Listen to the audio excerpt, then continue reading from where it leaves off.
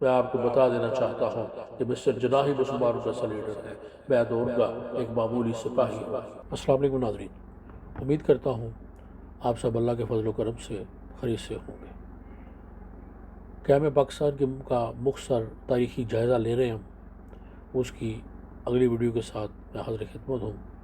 پچھلی ویڈیو میں نے مختصر ذکر کیا تھا علامہ صاحب کی وفات کا۔ آج کی ویڈیو میں جس کا عنوان ہے سپاہی اور سپہ سالار، یعنی ہم علامہ صاحب اور قائد اعظم محمد علی جناح کے باہمی تعلق کے بارے میں مختصر اس کا جائزہ لیں گے کہ آخر ان دو لیڈران کا آپس میں کیسا تعلق رہا ہے، کیونکہ بہت سارے سننے میں آپ لوگوں کو سنا ہوگا کہ جو ہے وہ قائد اعظم اور علامہ آپس میں مختلف اختلافات رکھتے تھے، اور اس اختلافات کو آگے بیس پر آ کر بہت کچھ کہا جاتا ہے۔ تو دیکھتے ہی ہیں کہ تاریخ کی روشنی میں کچھ حقائق کی روشنی میں وہ ایک دوسرے کے بارے میں ان کے کیا رائے تھی، اور وہ ایک دوسرے کا کس الفاظ میں جو ہے وہ ذکر کیا کرتے تھے۔ میں پہلے بھی بیان کر چکا ہوں کہ آخر کیا وجہ تھی کہ بہت پائے کے لیڈروں کے ہوتے ہوئے علامہ اقبال کی نظر قائد اعظم پر ہی کیوں ٹھہری۔ علامہ صاحب کے الفاظ ہیں کہ مسلمانوں کی قیادت کا اہل اگر کوئی شخص ہو سکتا ہے تو صرف جناح ہیں، اس لیے کہ وہ دیانتدار ہیں، انہیں خریدا نہیں جا سکتا، وہ مخلص ہے۔ ان سے اختلاف رائے کیا جا سکتا ہے، ان کے لائے عمل سے اختلاف ہو سکتا ہے، لیکن ان کی نیت پر شک نہیں کیا جا سکتا۔ میں نے خود سائمن کمیشن کے ضمن میں ان سے اختلاف کیا، مجھے لکھنؤ پیکٹ کے بارے میں بھی ان سے اختلاف ہے، اس کے باوجود ان پر بھروسہ کیا جا سکتا ہے کہ وہ قوم کے بارے میں جو کچھ سوچیں گے بے غرض سوچیں گے، وہ کسی لالچ یا حرص یا ہوس کے باعث قومی مفاد کو نقصان نہیں پہنچائیں گے۔ انہیں اسلام کے دین حق ہونے پر پکا یقین ہے، نیز یہ کہ وہ بے خوف ہیں۔ سب سے بڑھ کر یہ امر قابل لحاظ ہے کہ انہوں نے مغربی جمہوریت کی انگریزی صورت کا انگلستان میں رہ کر گہرا مطالعہ کیا ہے، اور بر اعظم میں جس قدر طویل براہ راست تجربہ اس جمہوری عمل کا انہیں حاصل ہے، اتنا کسی اور کو بھی نہیں۔ 1936 میں حیدرآباد دکن کے صحافی بادشاہ حسین نے علامہ اقبال سے ملاقات کی۔ اس بارے میں وہ کہتے ہیں کہ عظیم شاعر اور فلسفی کے ساتھ میری ایک گفتگو ان کی وفات سے 2 سال بیشتر ہوئی، جس سے معلوم ہوا کہ ہندو فرعونوں کی غلامی سے ہندوستانی مسلمانوں نجات دلانے والے موسیٰ کی تلاش میں علامہ اقبال کی نگاہ انتخاب قائد اعظم محمد علی جناح پر کیوں پڑی۔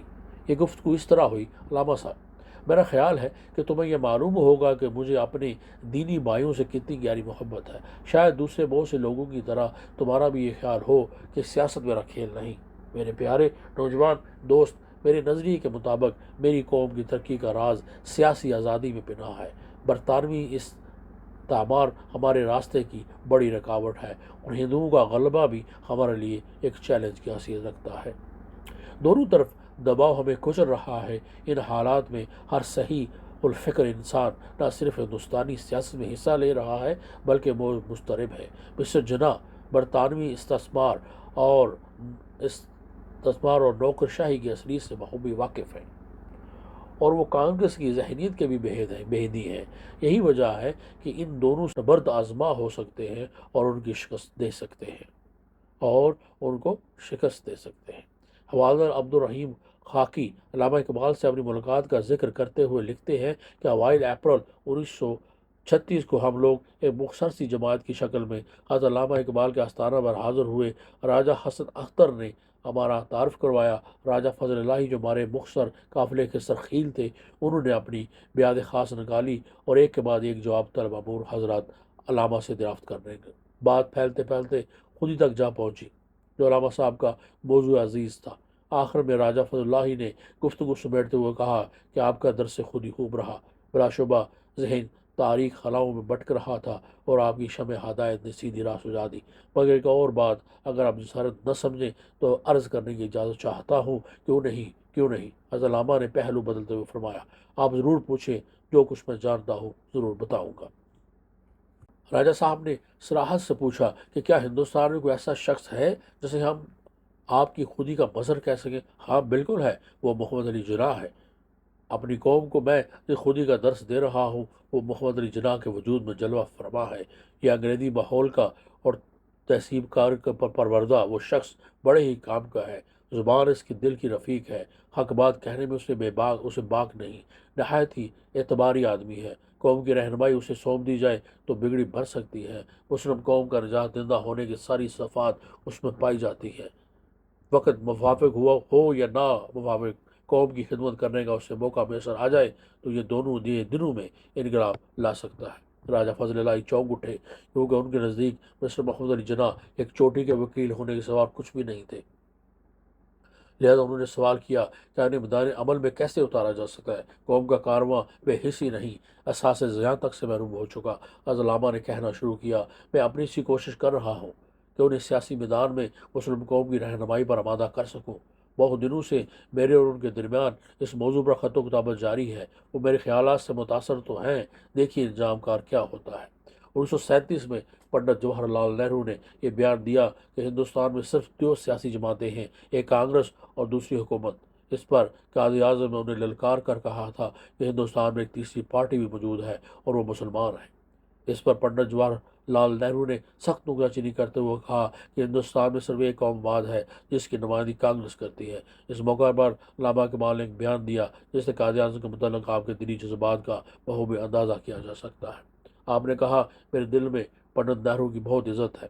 انہوں نے آزادی وطن کی خاطر جو مسائب برداشت کیے ہیں اور قربانیاں گوارا کی ہیں، میں ان کی قدر کرتا ہوں، لیکن میں یہ کہے بغیر نہیں رہ سکتا کہ انہوں نے بلا وجہ مسٹر جناح کے ساتھ الجھنے کی کوشش کی ہے۔ مسٹر جناح آج مسلمانوں کے سب سے بڑے اور سب سے معتبر لیڈر ہیں۔ انہوں نے اپنے ملک کی جو خدمت کی ہے وہ کسی اور لیڈر سے کم نہیں، لیکن مسٹر جناح تخیل کی دنیا میں پرواز کرنے کے بجائے حقیقت مبنی کو ترجیح دیتے ہیں۔ اس لیے ان کی قوم پرستی اور حب الوطنی حقائق دو واقعات کے صحیح تجزیہ پر مبنی ہے۔ مجھے امید ہے کہ پنڈت نہرو کو جلد اس بات کا احساس ہو جائے گا کہ مسٹر جناح مسلمانوں میں کتنی بلند حیثیت اور عرفہ مقام کے مالک ہیں۔ مسلمانوں کی طرف سے اگر کسی شخص کو بات کرنے کا حق ہے تو وہ صرف مسٹر جناح ہے۔ 1936 میں ایک روز قائد اعظم کی امانت و دیانت اور قابلیت کا ذکر ہو رہا تھا۔ اس پر علامہ اقبال نے کہا، مسٹر جناح کو اللہ تعالیٰ نے ایک خوبی ایسی عطا کی ہے جو آج تک ہندوستان کے کسی مسلمان میں مجھے نظر نہیں آئی۔ حاضرین میں سے کسی نے پوچھا، وہ خوبی کیا ہے؟ تو آپ نے انگریزی میں فرمایا، ہی از انکرپٹیبل اینڈ انپرچیزیبل۔ بات یہ ہے کہ انگریزوں نے ہندوستان میں پارلیمانی طرز حکومت کے نام سے اپنی شہنشاہیت کو مضبوط کرنے کا جال بچھا رکھا ہے۔ جناح اس جال کی ایک ایک گرہ سے واقف ہے۔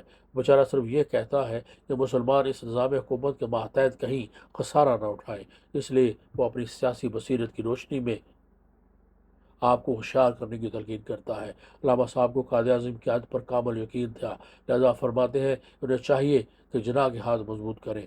متحدہ محاذ لیگ کی ہی سربراہی میں قائم ہو سکتا ہے اور لیگ ہوگی تو جناح کے سہارے، جناح کے سوا اب کوئی مسلمانوں کی قیادت کا اہل نہیں۔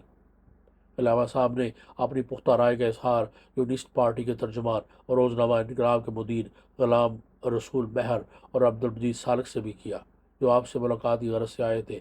دوران گفتگو آپ نے دونوں حضرات کو مخاطب کرتے ہوئے فرمایا، ہمارے مسائل کا حل صرف ایک ہے کہ یونسٹ پارٹی توڑ دی جائے، لیگ جو متحدہ محاذ قائم کر رہی ہے سب اس میں شامل ہو جائیں، مسلمانوں کی زمام قیادت صرف لیگ کے ہاتھ میں ہو۔ ہمیں جناح سے بہتر کوئی آدمی نہیں مل سکتا، جناح ہی ہماری قیادت کے اہل ہے۔ 11 جون 1937 کو اپنے خط برہم قائد اعظم لکھتے ہیں، ہندوستان میں آپ ہی کی ذات ایسی ہے جس سے قوم کو یہ امید وابستہ کرنے کا حق حاصل ہے کہ مستقبل میں جو سیلاب آنے کا خطرہ ہے اس میں صرف آپ ہی ملت کی صحیح رہنمائی کر سکتے ہیں۔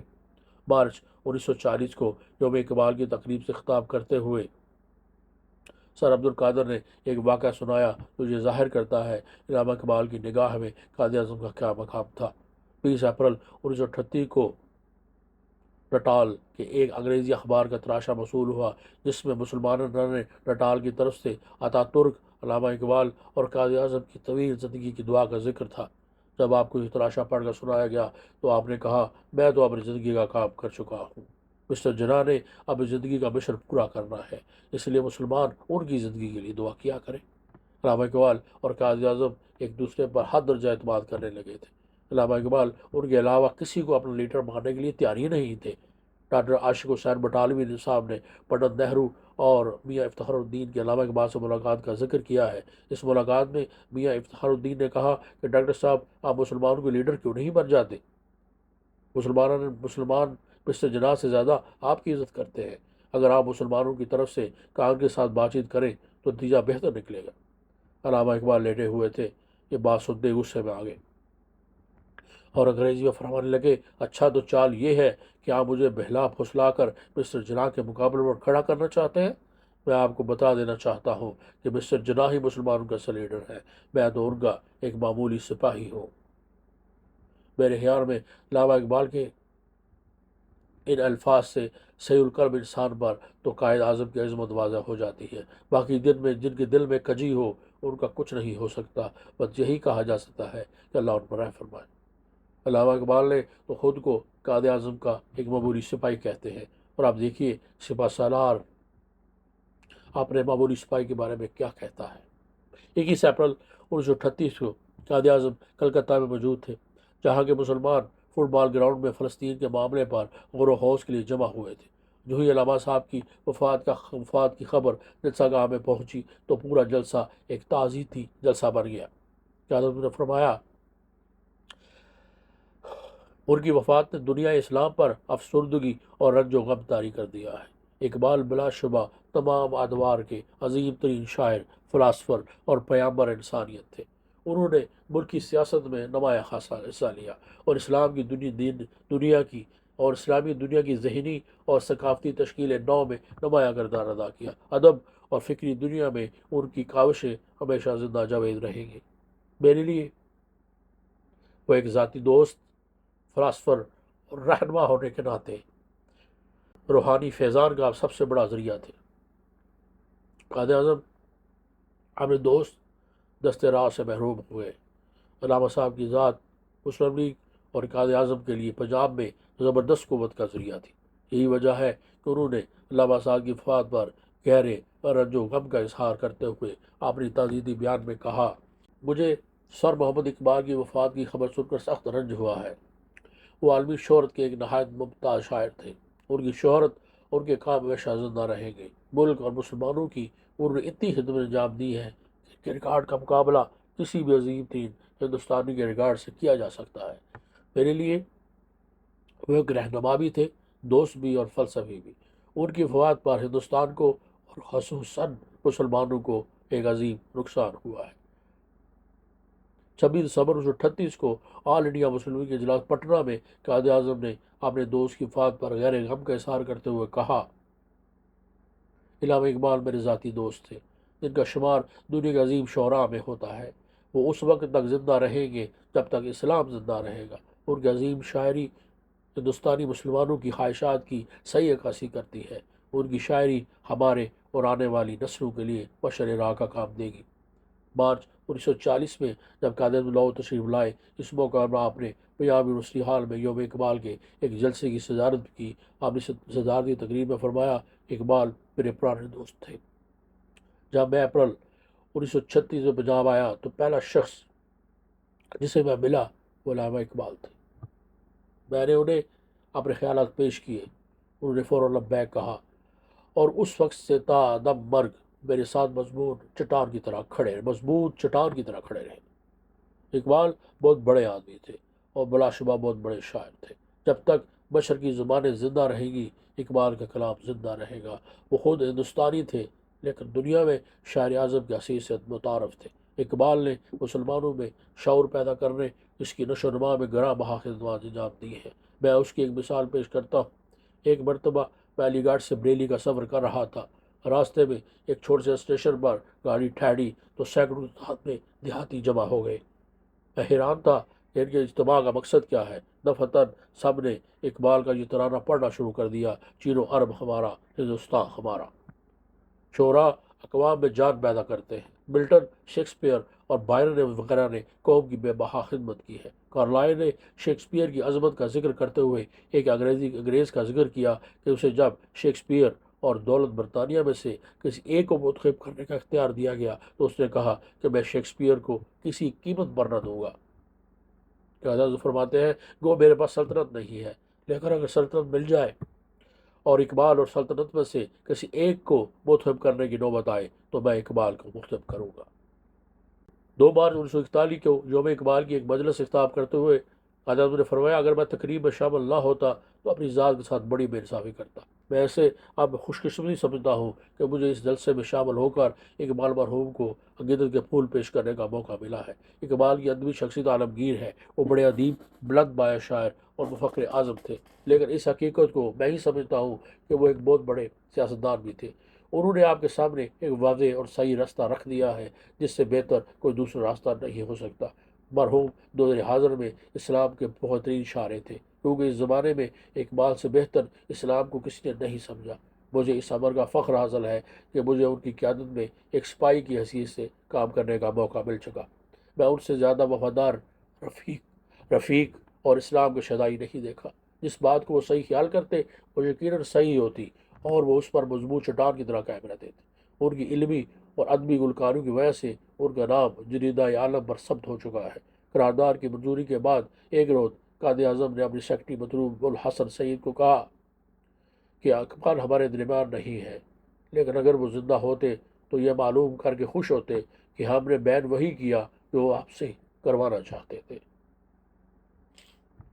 نومبر 1942 میں قائد اعظم لاہور تشریف لائے اور علامہ اقبال کے مزار پر پہنچے۔ فاتحہ کے بعد آپ کو علامہ اقبال کو فکرہ یاد دلایا گیا جو انہوں نے قائد اعظم کے خط میں لکھا تھا کہ مسٹر جناح، آپ وہ واحد شخص ہیں جو اسلامی ہند کو اس سیلاب سے بچا سکتے ہیں جو آ رہا ہے۔ تو قائد نے کہا کہ میں اس زمانے میں 3 مرتبہ پنجاب آیا، اگر مجھے تسکین ملی تو اس مرد کلندر کی بارگاہ میں۔ اس کے بعد قائد اعظم کو علامہ صاحب کی نظم ذوق و شوق کے چند اشعار سنائے گئے تو آپ نے فرمایا، روح مسلمان میں واقعی اضطراب ہے اور انشاءاللہ ہم ایک عظیم الشان اور پاکیزہ انقلاب برپا کرنے میں کامیاب ہوں گے۔ 1944 میں بھی یوم اقبال کے موقع پر قائد اعظم نے فرمایا کہ میں اس دن جب کہ ہمارے عظیم ملی شاعر، فلاسفر اور مفکر کا دن منایا جا رہا ہے، خلوص قلب کے ساتھ انہیں خراج عقیدت پیش کرتے ہوئے اللہ تعالیٰ سے دعا کرتا ہوں کہ وہ ان کی روح کو بے پایا رحمت سے ابدی اطمینان بخشے۔ اگرچہ اقبال آج ہمارے درمیان موجود نہیں، لیکن ان کا غیر فانی کلام ہمارے دلوں کو گرماتا رہے گا۔ ان کی شاعری جو کہ حسن بیان کے ساتھ حسن معنی کی معنی دار ہے، اس عظیم شاعر کے دل و دماغ میں ان پنہاں جذبات، احساسات اور افکار کی عکاسی بھی کرتی ہے جن کا سر چشمہ اسلام کی تعلیم ہے۔ اقبال پیغمبر اسلام کے سچے اور مخلص پیروکار تھے۔ وہ اول تا آخر مسلمان اور اسلام کے صحیح مفسر تھے۔ اقبال بعض ایک فلسفی اور معلم ہی نہ تھے، بلکہ وہ حوصلہ، عمل، استقامت اور خود اندازی کے پیکر بھی تھے۔ سب سے بڑھ کر انہیں اللہ تعالیٰ پر لازوال ایمان اور ایقان تھا۔ وہ اسلام کی خدمت کے جذبے سرشار تھے۔ ان کی زندگی ایک شاعر کے بلند مقاصد کے ساتھ ساتھ ایک عملی انسان کی حقیقت پسندی کا حسین امتزاج تھی۔ اللہ تعالیٰ پر ایمان کے ساتھ صحیح فہم ان کی مسلسل جدوجہد کے پیغام کا جزو لازم ہے۔ اس لحاظ سے وہ صحیح معنوں میں اسلامیت کا نمونہ تھے۔ انہیں اسلام کے اصولوں سے غیر فانی لگاؤ تھا۔ اس مقصد کی تکمیل کے لیے وہ اسلام کی تعلیم پر نہ صرف ایمان رکھتے تھے بلکہ اس سے شاہراہ عمل بھی گراتے تھے۔ اقبال ایک عظیم شاعر اور فلاسفر ہونے کے ساتھ ایک عملی سیاستدان بھی تھے۔ جہاں انہیں اسلام کے مقاصد سے شیفتگی اور عقیدت تھی، وہاں وہ ان چند لوگوں میں سے تھے جنہوں نے پہلے ایک اسلامی مملکت کا خواب دیکھا تھا، ایک ایسی مملکت جو کہ ہندوستان کے شمال، مغرب اور جنوب مشرقی حصوں پر مشتمل ہوگی، جو کہ تاریخی لحاظ سے مسلمانوں کے وطن سمجھے جاتے ہیں۔ میں پورے خلوص سے یوم اقبال کی کامیابی کا خواہاں ہوں اور یہ دعا کرتا ہوں کہ اللہ تعالیٰ ہمیں ان اصولوں کے مطابق زندگی بسر کرنے کی توفیق عطا فرمائے جن کی جھلک ان کے کلام میں موجود ہے، تاکہ ہم بالآخر پاکستان حاصل کر کے انہی اصولوں کو اپنے مکمل طور پر خود بااختیار اور آزاد مملکت جاری و ساری کر سکیں۔ ذرا غور کیجیے قائد کے الفاظ پر۔ وہ میرے لیے ایک ذاتی دوست، فلاسفر اور رہنما ہونے کے ناطے روحانی فیضان کا سب سے بڑا ذریعہ تھے۔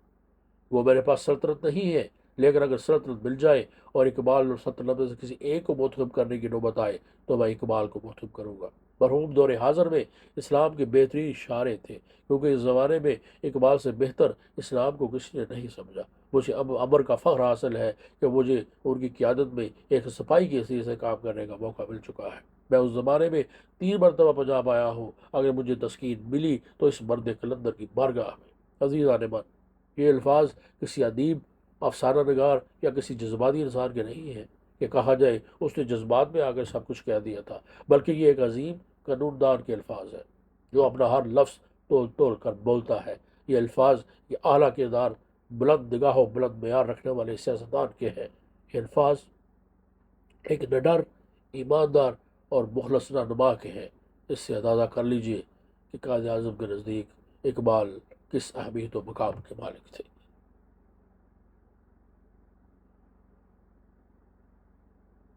اپنے الفاظ کو یہیں پر ختم کرتے ہیں، انشاءاللہ اسے آگے چلے کہ پھر موضوع ہوگا قائد اعظم اور یہ امر اور قوم۔ تب تک کے لیے اجازت دیجیے، اپنا بہت خیال رکھیے اور مجھے بھی اور میرے چینل کو بھی دعا میں یاد رکھیے۔ اللہ حافظ۔